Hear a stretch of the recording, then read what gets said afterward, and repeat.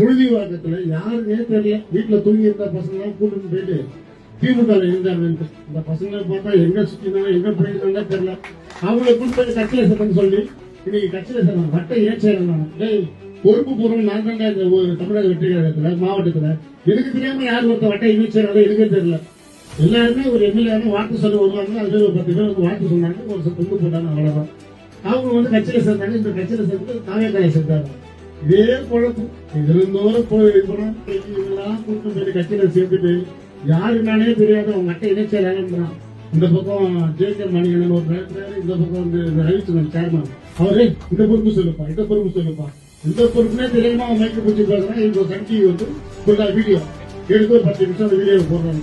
ஏன்னா அவங்களால முடியல, தினந்தோறும் முடியல. அவங்களால இந்த கட்சியில் சேர்றாங்க. தாவேக்கான்னு மக்கள் மத்தியில் தினந்தோறும் பரபரப்புக்கும் இதே வேலைகள். இந்த வேலையை தான் பண்ணிட்டே இருக்காங்க. எல்லாருக்கும் உண்மை தொண்டர்கள் யாருமே வேலை போக மாட்டாங்க. வேற கட்சியில போய் சேரவே மாட்டாங்க. தளபதியா உண்மையான தொண்டர்கள் இருக்காங்க பாருங்க.